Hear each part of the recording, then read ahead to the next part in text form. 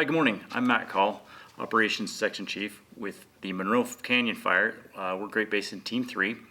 We're here on about day 13. We're going to give you your update for the 27th.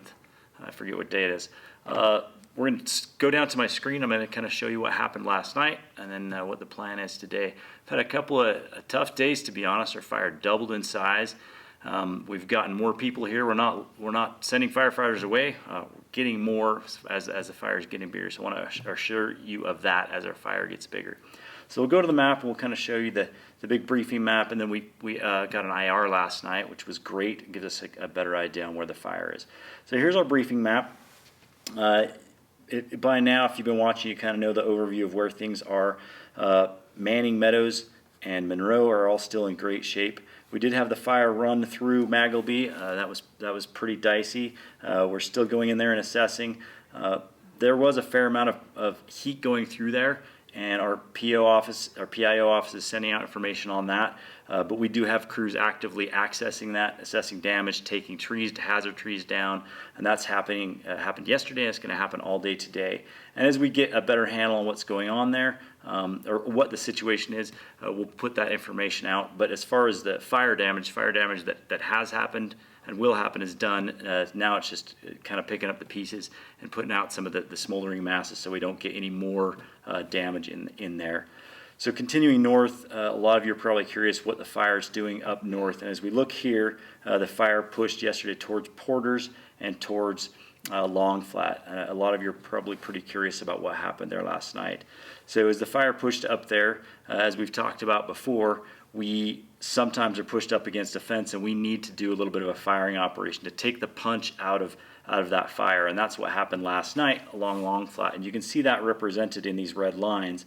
What that does is that takes some of the energy out of it, and so the fire doesn't come. The fire is going to come and hit those areas regardless. So if we take that heat out and remove those fuels, it doesn't hit us with such a vengeance. And so we had a fairly successful operation. I'm going to show the IR to that, and we can see that all these orange parts. That's where all of our heat is. So you can see in the center of the screen here, all of that is where we lit, and so that's going to start backing towards the main heat of the fire.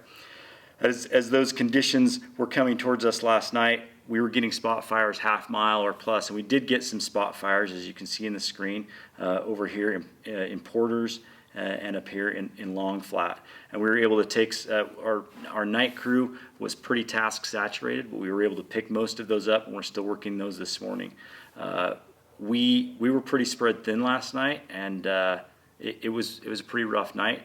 As far as we can tell, we're holding what we got, but it's still pretty dicey. And as we get more information this morning, we'll push it out. But we're pretty happy where we're at. We don't have any catastrophic failures in our line yet, and most of the things that we have assessed, we haven't assessed everything, but everything we've looked at so far is still intact. So that's the best news that we have, and we'll get you more. I know everyone's anxious, but so far so good. So we're going to continue to hold those lines. We've kind of twisted here, so we're looking to the west, but you can see these spots here. Those are the spot fires that we have. And we're still working on those. There's going to be more out there as night happens and it gets cooler and more humid.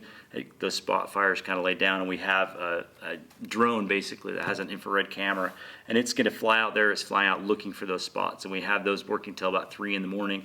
We have a couple overlapping, so we can look and find all those spot fires out there. So that's kind of our main focus right now with a lot of our forces up there.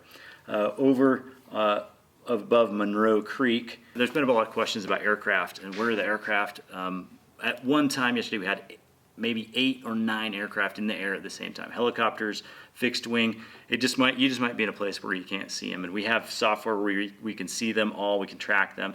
And rest assured, there was a lot of metal in the air, and that does us a lot of good, but it also creates a little bit of tight airspace. So we have some good professionals working up there, but we put retardant down on this west side of the fire, on that ridge line I was showing you, kind of above Monroe Canyon, to hold that fire to prevent it from progressing to the west. So we laid some retardant down there, as well as a lot of helicopter work on the east side around those communities. A lot of you might be from Monroe seeing what this orange is right here, and this is above north, above Monroe, or excuse me, above Manning Reservoir. It's not a huge concern for us right now. It's more backing, and it's removing some fuels that were fairly hazardous to go in and work. We couldn't really cut line in there. It's not threatening anything right now that we're concerned about. So we're keeping our eye on it. We're putting aircraft there where we need. But right now, that's kind of our lower priority, because it's not pushing too hard towards town. It's not pushing too hard towards any of the communities that we're concerned about. So this is kind of a look at what you're going to see from Monroe. When you look down, or excuse me, when you look up, that's probably what you're seeing burning right there. So we still are watching it. It still is of a concern, but right now we're pretty satisfied with where everything's at. We'll keep you updated on the information as we get it. We know everyone's really concerned. We appreciate you being patient with us. We're out there. We've got a lot of firefighters on the ground working day and night, and we'll keep you updated over the next few days. Thanks for joining us.